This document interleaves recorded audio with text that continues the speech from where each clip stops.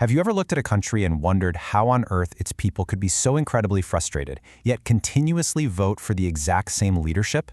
It's a puzzle, right? And it goes way beyond just simple voting habits.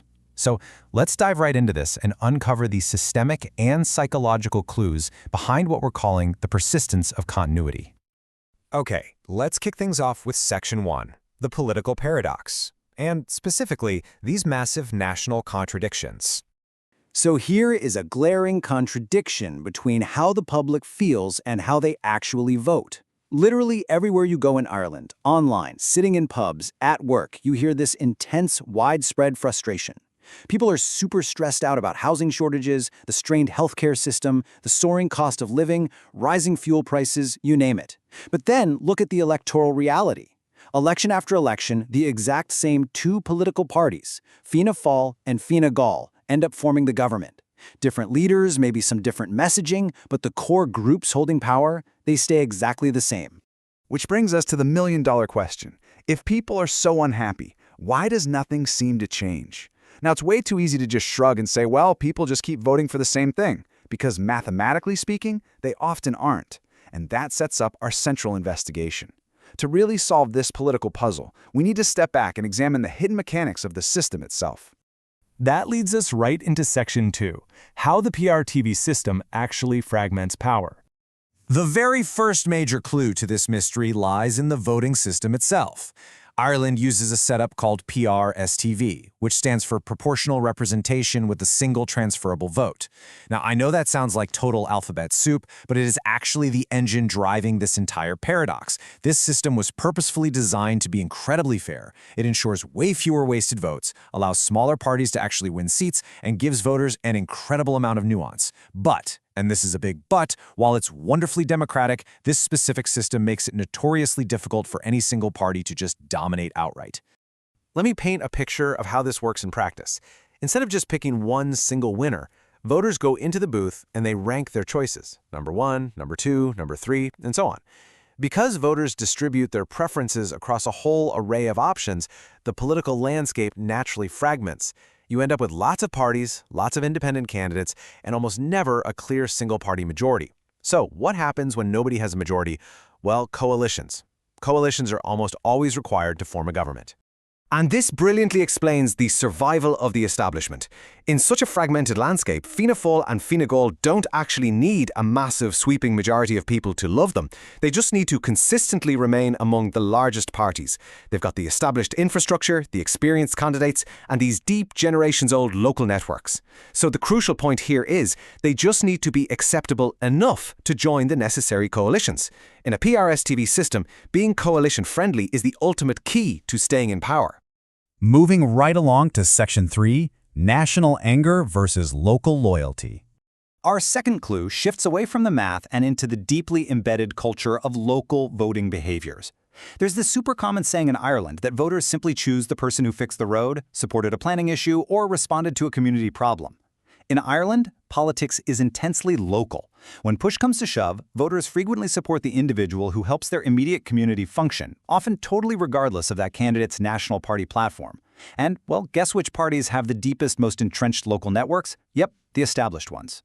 This built into a really fascinating disconnect. On one hand, you've got national dissatisfaction. People are furious at the government over big picture issues like housing. But on the other hand, you have this fierce local loyalty. A voter who heavily dislikes the current government might still reliably cast their ballot for a trusted, hard-working local candidate. And if that candidate happens to belong to Fianna Fáil or Fine Gael, well, the voter's inadvertently keeping the national establishment in power while just trying to solve local problems. It's kind of like this perfect mechanism for stability, totally disguised as a contradiction. All right, let's look at Section 4, the illusion of alternatives and the stark lack of options.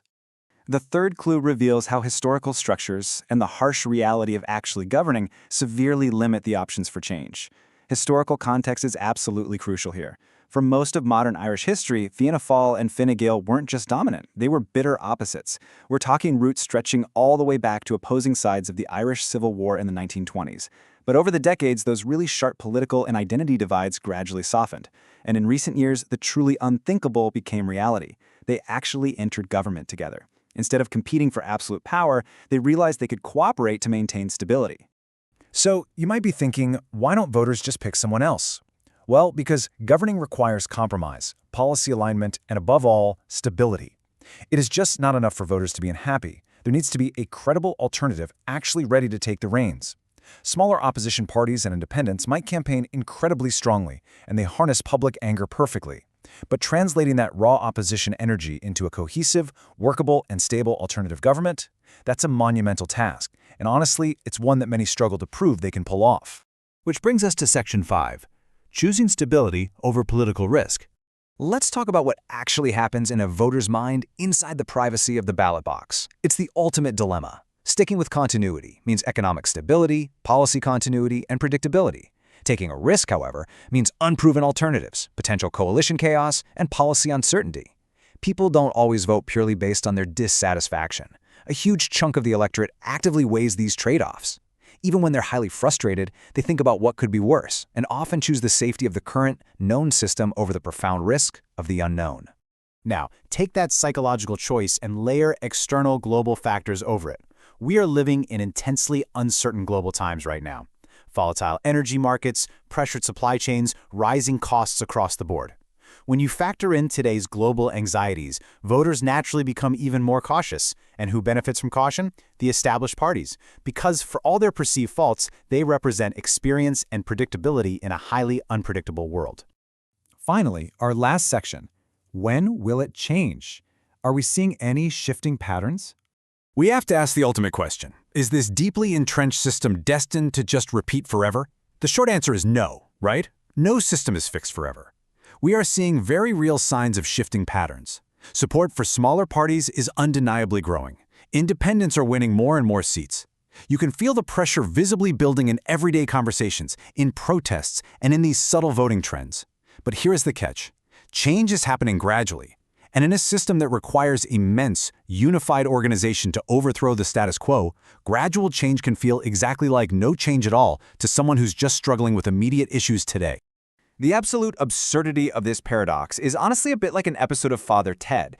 Think about it. Everyone constantly complains about how things are run, yet somehow the exact same familiar faces keep ending up back in charge as if nothing ever really changes.